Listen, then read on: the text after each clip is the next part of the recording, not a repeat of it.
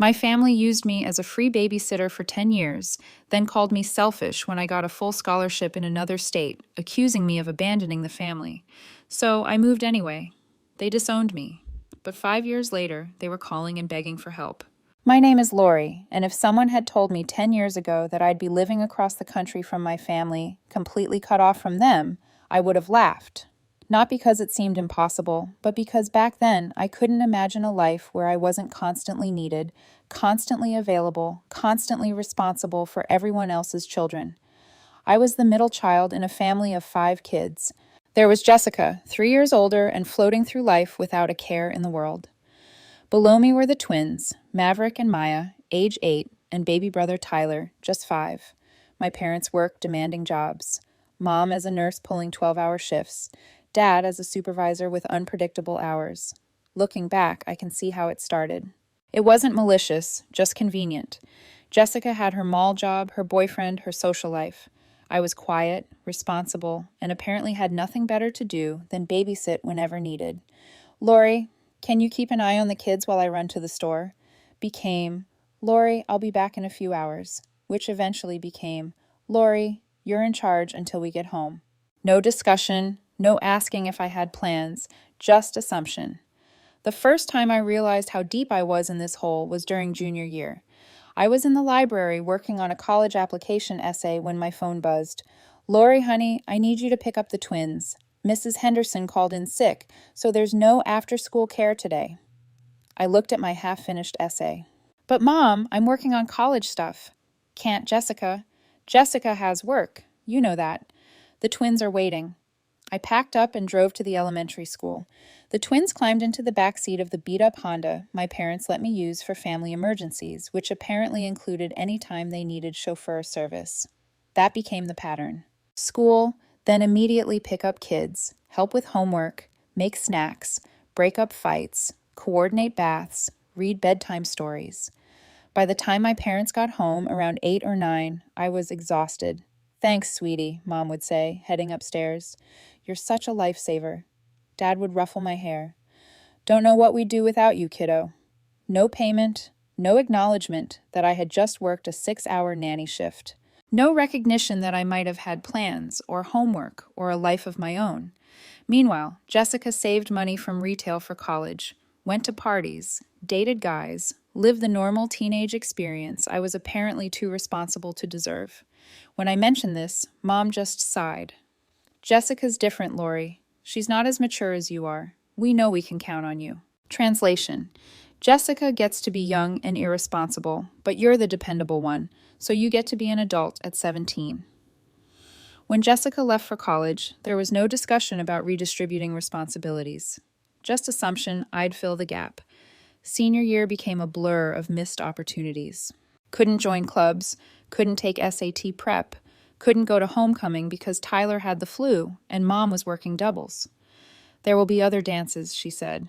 Family comes first. I returned my dress clothes and bought groceries instead. My guidance counselor started pulling me aside. Your grades are good, but colleges want well-rounded applicants. I wanted to say I was well-rounded. I could change diapers, help with calculus, mediate fights, and cook for 5 all in one afternoon. But professional, unpaid nanny probably wasn't what admissions committees wanted. One night, filling out applications for local schools, Tyler knocked on my door, clutching his one-eyed stuffed elephant. Lori, I can't sleep. Can you read me a story? I looked at the application, then at his hopeful face. Sure, buddy. As I tucked him in and read Dr. Seuss for the 100th time, I realized something that made my chest tight. I love these kids, genuinely, deeply. But somewhere along the way, love had become obligation, and obligation had become a cage. The turning point came in February of my senior year. Jessica called home in tears. She'd failed 2 classes and been put on academic probation.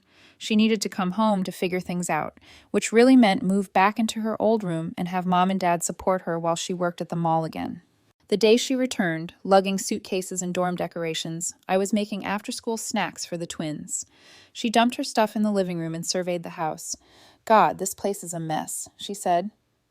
What happened to keeping things clean?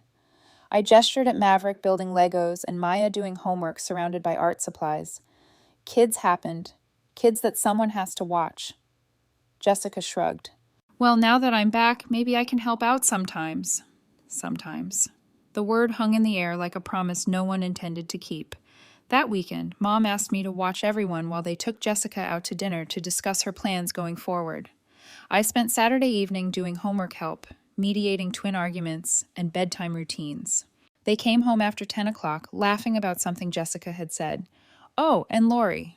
Mom turned to me as she headed upstairs. Jessica needs the car tomorrow for job hunting. You'll have to figure out another way to get to school. I stared at her retreating figure. Jessica had been home 1 week, and already she was taking over the car I'd used for 2 years of kid shuttling. But apparently her job search trumped my transportation to school. That night, I couldn't sleep. I opened my laptop and Googled full scholarships out of state. Most deadlines had passed, but one caught my eye. The Morrison Foundation Scholarship for students demonstrating exceptional resilience. Deadline, March 15th. It was February 28th. The essay prompt, describe a challenge you've overcome and how it has prepared you for college success. I stared at the blank document, then started typing. For the past 3 years, I have been the primary caregiver for my 3 younger siblings while maintaining a 3.8 GPA. I wrote for 3 hours about missed opportunities and late-night homework sessions, about cooking on budgets and calming nightmares, about love and resentment, and the complicated space between being needed and being taken for granted. The Morrison Foundation offered full tuition, room, and board at 12 participating universities. I applied to all 12, even ones across the country I'd never seriously considered. Then I waited. March and April passed in standardized babysitting routines. Jessica helped with kids exactly twice. College rejections piled up. The local state university accepted me with partial scholarships. Nothing that would let me really leave. Then on a Thursday in late April, I got the call. I was stirring mac and cheese while helping Maya with math homework when my phone rang. Unknown number. Hello? Hi, is this Lori Mitchell? This is Dr. Jennifer Wells from the Morrison Foundation. I'm calling with wonderful news. I nearly dropped the wooden spoon. Maya looked up, sensing something important. You've been selected as one of this year's Morrison Scholars. Congratulations, Lori. Your essay was extraordinary. The kitchen tilted around me. What? Full scholarship to your first choice school, Portland State University in Oregon. 4 years, full tuition, room, board, and a stipend for books. Oregon, 3,000 miles away.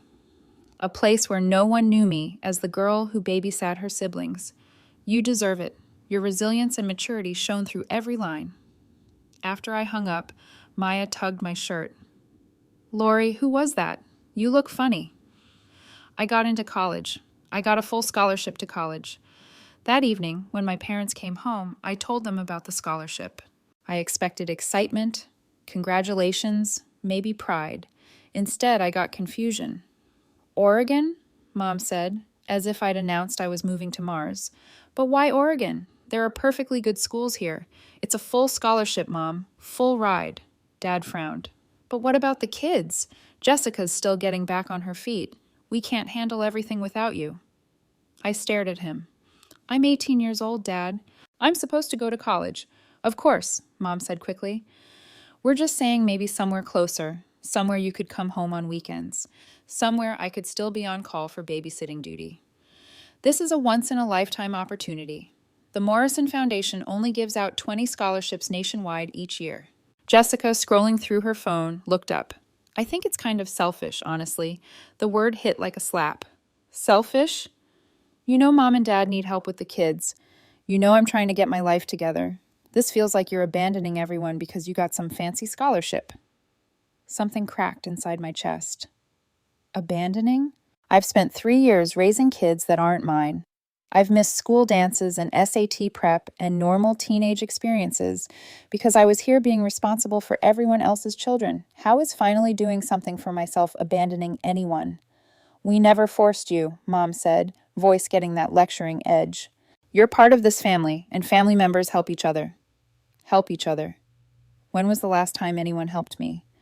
We fed you, clothed you, put a roof over your head, Dad said. Everything I did was for Jessica and Maverick and Maya and Tyler. I was just the unpaid help. The room fell silent except Tyler playing with toys, oblivious to the tension. Finally, Mom spoke, voice cold. If that's how you feel, Lori, maybe you should go to Oregon, but don't expect us to pretend we're happy about you abandoning your family. Fine, I said quietly. I'll go to Oregon. And since I'm abandoning everyone anyway, I guess you'll figure out childcare on your own. I walked upstairs and closed the door.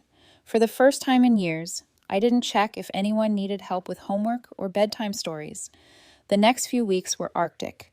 Mom spoke to me in clipped, cold sentences, only when absolutely necessary. Dad tried to play peacemaker once or twice, suggesting that maybe I could compromise by choosing a school closer to home, but when I didn't budge, he gave up and joined the silent treatment. Jessica seemed almost gleeful about the whole situation. With me in disgrace, she suddenly looked like the good daughter by comparison. She even volunteered to help with the kids a few times, making sure Mom and Dad saw her reading to Tyler or helping Maya with her spelling words. See, I heard her tell Mom one evening, I told you I could help out more. Lori always acted like she was the only one who could do anything around here. The twins, Maverick and Maya, were confused by the tension, but smart enough to stay out of it. Tyler, at 5, just knew that everyone seemed angry, and that Lori wasn't reading him bedtime stories anymore. I spent those weeks preparing for my escape. I researched everything I could about Portland State, about Oregon, about being a college student 3,000 miles from home. I applied for a campus job and looked into student organizations I might want to join. I started buying things I'd need for my dorm room with money I'd saved from my part-time job at the local grocery store. 2 weeks before graduation, Mom cornered me in the kitchen. Lori, this has gone on long enough. You're being ridiculous. I continued making my sandwich, not looking up. I'm being ridiculous?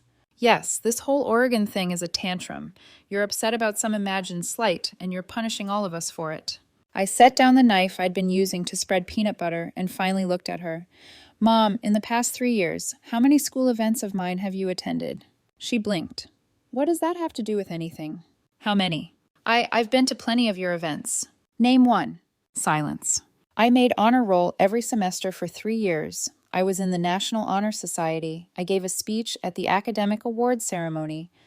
I was selected for the peer tutoring program. You missed all of it because you were working or because someone needed to watch the kids.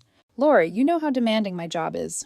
You went to every single one of Jessica's volleyball games. You went to her homecoming dance pictures. You threw her a party when she got accepted to college, even though her grades were terrible.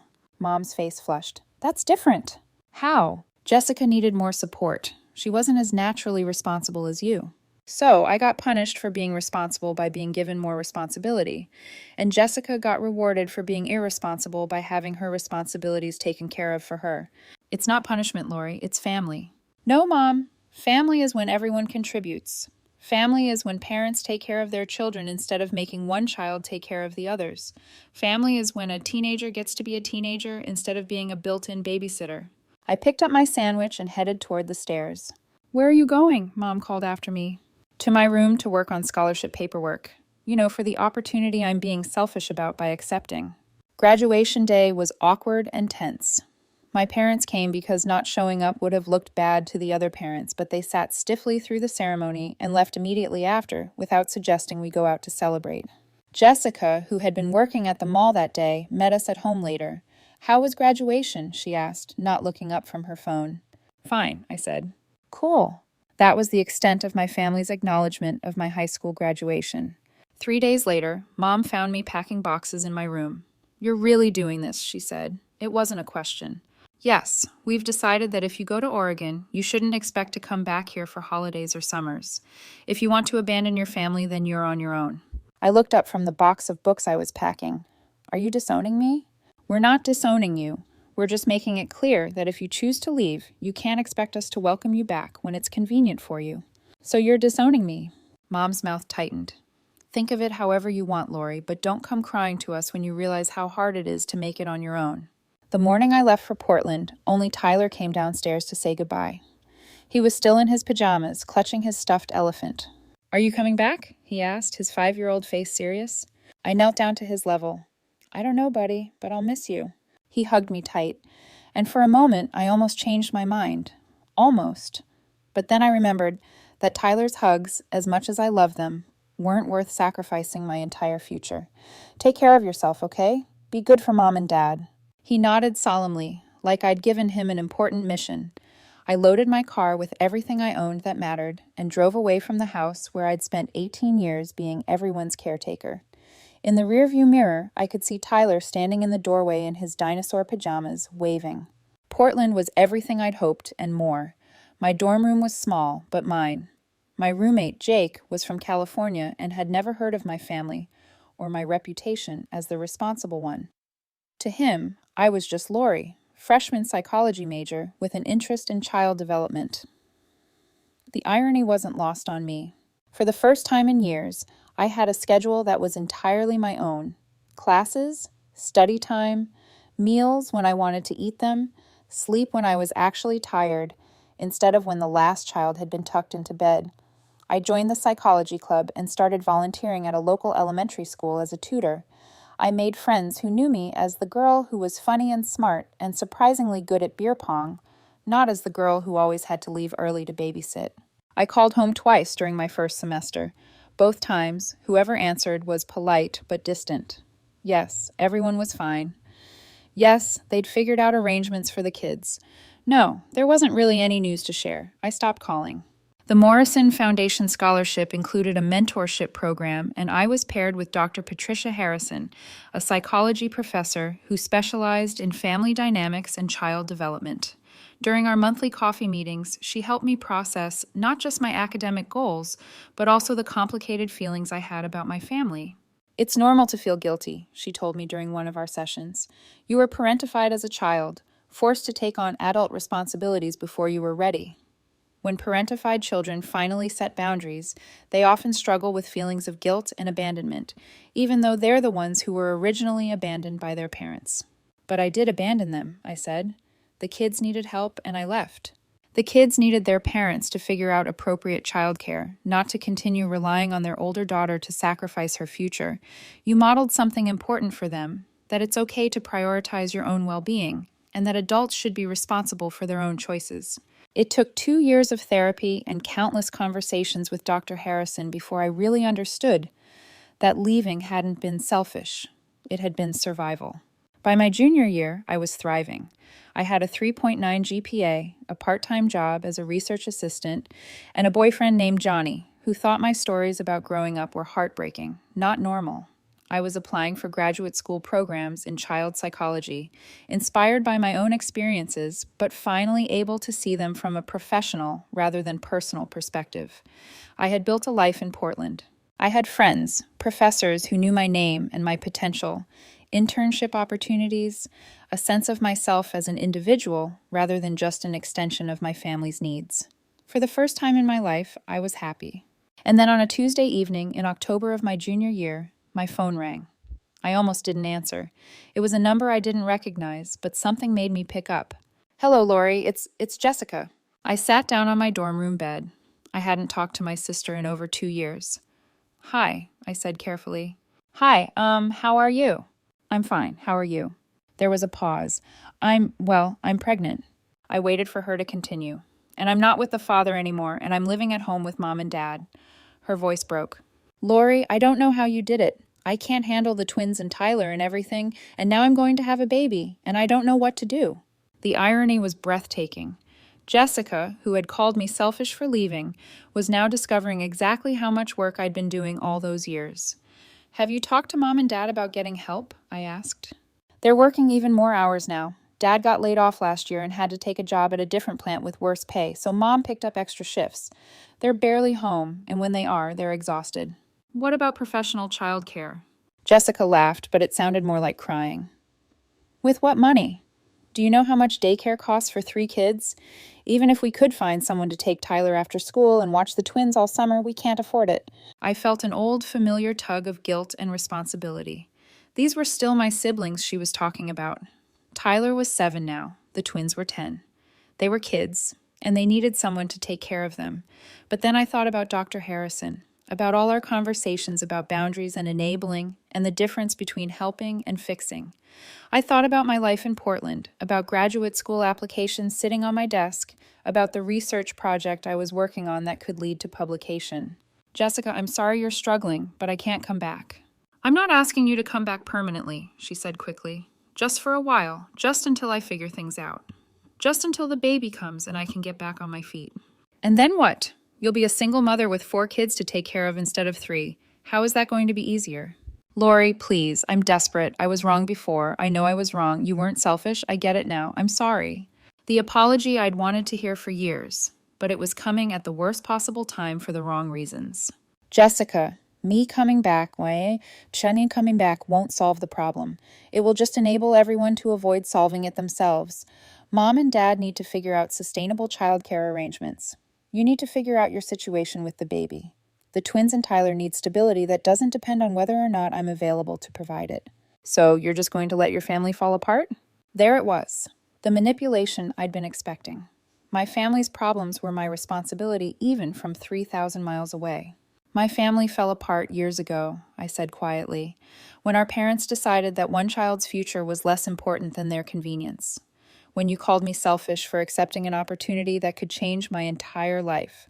When I was disowned for refusing to sacrifice my education to be your permanent babysitter. Jessica was crying now. Lori, please, I know we messed up, but we need you. You need help. You don't need me specifically. There are resources, Jessica. Look into state programs for single mothers. Look into sliding scale childcare. Look into family support services. But don't call me asking to resume a role that nearly destroyed me.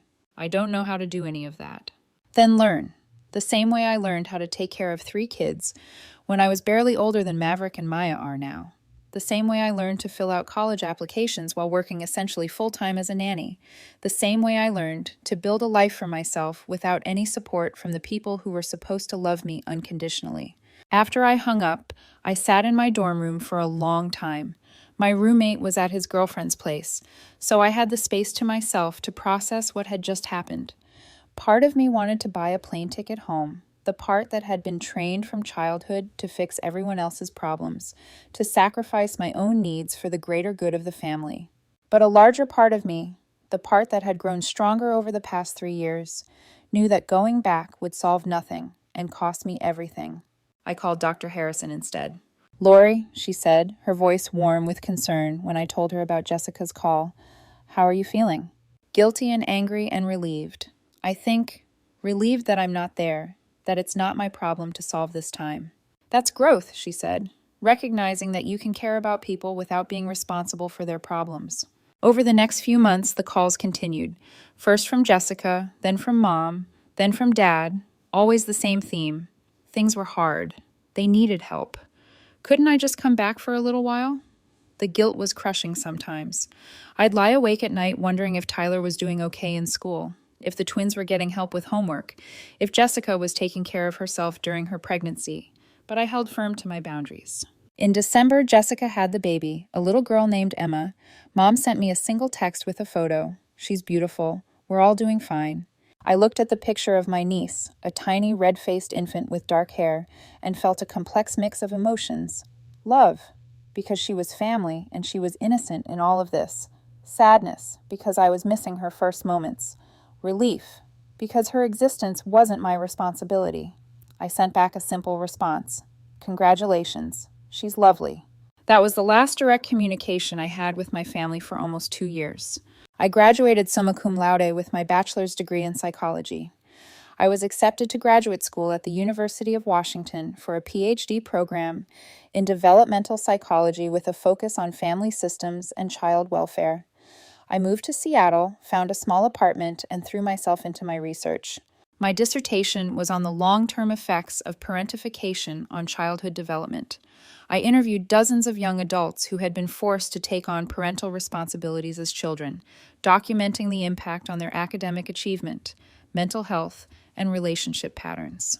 It was personal work disguised as academic research, and it was the most meaningful thing I'd ever done. Through my research, I connected with other people who had similar experiences. I wasn't alone. I wasn't crazy. I wasn't selfish. I was part of a pattern that was more common than most people realized, and I was helping to document it and find ways to heal from it. 5 years after leaving for Portland, 6 months after defending my dissertation, I was working as a postdoctoral researcher at Seattle Children's Hospital when my phone rang on a Wednesday afternoon. Another unknown number, but this time from my home area code. I answered without thinking. Lori. Oh, thank God, it's Dad. I hadn't heard my father's voice in years. He sounded older, tired. Hi, Dad. Lori, we need to talk. Are you free? I was in the middle of analyzing data from a study on trauma-informed childcare practices, but something in his voice made me pause. I can talk for a few minutes. What's going on? It's your mother. She had a stroke last month. She's not doing well, Lori. She's in a rehabilitation facility, but the costs, and someone needs to coordinate her care, and Jessica's overwhelmed with the baby, and Tyler's having problems at school. He was rambling, the words tumbling out like he'd been holding them back for weeks. Dad, slow down. How bad was the stroke? She lost some mobility on her left side. Her speech is affected. She's going to need ongoing therapy and probably long-term care assistance. I'm sorry, that must be really difficult. There was a pause. Lori, I know we haven't talked in a long time. I know things ended badly between us, but we need help. Jessica can't manage everything, and I'm working 2 jobs just to keep up with the medical bills. The twins are in middle school now, and Tyler's struggling. And what are you asking me, Dad? Could you come home just for a while, just to help us figure out what to do? The old familiar request, the old familiar assumption that my life was flexible, that my priorities were secondary, that my value to the family was as a fixer of problems I hadn't created. But this time was different. This time I had 5 years of distance, a PhD, a career, and most importantly, a clear sense of who I was beyond my family role. Dad, I'm sorry about Mom. I really am. And I'm sorry you're all struggling, but I can't come back. Lori, please, I know we made mistakes. You disowned me. Mom told me I was selfish for accepting a full scholarship to college. None of you spoke to me for 5 years. You don't get to call me now and ask me to fix problems that were building long before Mom's stroke. We didn't disown you. We were hurt that you left. You were hurt that I stopped being your free childcare. Silence. Dad, I love you. I love Mom. I love all my siblings. But loving someone doesn't mean sacrificing your life for them, especially when they've made it clear that your life doesn't matter to them. Your life does matter to us. Then why didn't it matter 5 years ago? Why didn't anyone care that I was missing out on normal teenage experiences to be a full-time babysitter? Why didn't anyone care that I was passing up local colleges to get an opportunity that could change my entire future? Why didn't anyone support me when I finally tried to build something for myself? There was a long pause. Then Dad said quietly, "We were scared. We didn't know how we'd manage without you." It was the first honest thing anyone in my family had said to me in years. Dad, that was your problem to solve, not mine. I was a kid. Kids shouldn't have to manage their parents' inability to handle their responsibilities. We know that now. Jessica told us. She told us how hard it was. She couldn't do it even for a few months. She said she doesn't know how you managed for years. I felt a flicker of validation followed immediately by sadness. It had taken my family 5 years in a crisis to recognize what I'd been trying to tell them all along. I'm glad Jessica understands now. But Dad, I can't fix this. I have a life here. I have a career, research commitments, responsibilities of my own. I can't just drop everything and come back to being the family problem solver. What are we supposed to do? What millions of families do when they face medical crisis. You research resources. You contact social services. You look into respite care and home health aides. You figure out sustainable solutions that don't depend on one person sacrificing their life. We don't know how to do that. Then you learn. The same way I learned to take care of kids when I was 17. The same way I learned to navigate college applications and scholarships and building a career without any support from my family. After I hung up, I sat in my office at the hospital for a long time. Through the window, I could see parents bringing their children for appointments. Worried faces and hopeful faces and tired faces, all of them trying to do their best for their kids within whatever circumstances they were facing. I thought about my research, about all the families I'd studied who had found ways to heal from patterns of dysfunction and create healthier dynamics. It was possible, but it required everyone involved to be willing to change, to give up old roles and learn new ways of relating. My phone buzzed with a text from Jessica. Dad said you won't come home. I understand why, but could we at least talk? I stared at the message for a while, then typed back. I'm willing to talk, but not about me coming home. If you want to discuss resources for mom's care or childcare options, I can help research those things. Her response came quickly. That would help. I'm drowning, Lori. I never realized how much you did. Over the next few weeks, Jessica and I had several long phone conversations, not about me returning, but about practical solutions to the family's problems. I helped her research state programs for families dealing with medical crisis. I found information about sliding scale childcare, after-school programs, and respite care services. I even connected them with social workers who specialized in helping families navigate complex care situations. Slowly, my family began to figure out a sustainable system. Mom moved from the rehabilitation facility to a smaller care facility closer to home. Dad reduced his hours at one of his jobs to help coordinate her care and spend time with the younger kids. Jessica found a part-time job with flexible hours and enrolled Emma in a daycare that offered sliding scale fees. It wasn't easy for them, and it wasn't perfect, but it was working. And most importantly, it wasn't dependent on me sacrificing my life. 6 months after Dad's call, Mom was able to come home with the assistance of a part-time aide. Her speech had improved significantly, and while she still had mobility challenges, she was stable. Tyler was doing better in school with the help of a tutor and more consistent support at home. The twins had adjusted to their new routines. Jessica called me on a Saturday evening in spring. How's everyone doing? I asked. Better, she said. Really better. Mom's getting stronger every week. Tyler made honor roll this semester. Maverick and Maya are both playing soccer now. That's wonderful. Lori, I owe you an apology, a real one. I waited. When you left for college, I was jealous. I was jealous that you got this amazing opportunity, and I was stuck at home dealing with my failures. And I was terrified, because I knew that once you were gone, I'd have to step up, and I didn't think I could do it. Jessica? No. Let me finish. I called you selfish because it was easier than admitting that I was the selfish one. I had been letting you carry all the responsibility while I got to be the irresponsible older sister. When you left, I realized how much work you'd been doing, how much you'd been sacrificing. She paused, and I heard her take a shaky breath. I tried to take over for a few months when I got pregnant, and I couldn't do it. I couldn't handle what you'd been handling since you were 15 years old. And instead of recognizing that you were amazing, I was resentful that you weren't there to keep doing it. Thank you for saying that, I said softly. I'm proud of you. I know I should have said that years ago, but I'm proud of you for standing up for yourself and for building something incredible with your life. And I'm sorry it took me so long to understand. We talked for another hour. Really talked. For the first time in our adult lives. She told me about her struggles with single motherhood, her fears about being a good parent, her appreciation for all the things I'd taught her during our childhood that she'd never acknowledged before. I told her about my research, my career goals, my life in Seattle with Johnny. As we were wrapping up the call, she said, "Would it be okay if I visited sometime? I'd love to see your life there, and I'd love for Emma to know her aunt." I'd like that, I said, and meant it. A few weeks later, I got a card in the mail. It was from Tyler, now 12 years old, written in careful cursive handwriting that reminded me of helping him with his letters when he was 5. Dear Lori, Dad told me you helped find the programs that let Mom come home. Thank you for helping, even though we were mean to you. I miss you, and I hope I can see you soon. I still have the elephant you fixed. Love, Tyler. Love for the little boy who had hugged me goodbye in his dinosaur pajamas. Grief for all the years we'd lost. Relief that we might be able to build something new. I have relationships with my family members now, but they're relationships based on choice and mutual respect rather than obligation and guilt. Jessica visits me once a year with Emma, who is a bright, energetic 5-year-old who calls me Aunt Lori and loves the Science Museum. Tyler and I text regularly, and I've been able to help him with college applications and scholarship essays. The twins are teenagers now, busy with sports and school activities, but they send me updates about their lives. Mom and I have video calls every few weeks.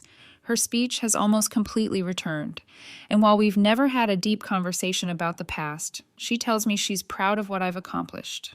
Dad and I exchange emails about family updates and my work. It's not the close-knit family relationship that some people have, but it's honest. It's built on recognition of who we all really are, rather than who we were forced to be by circumstance and dysfunction.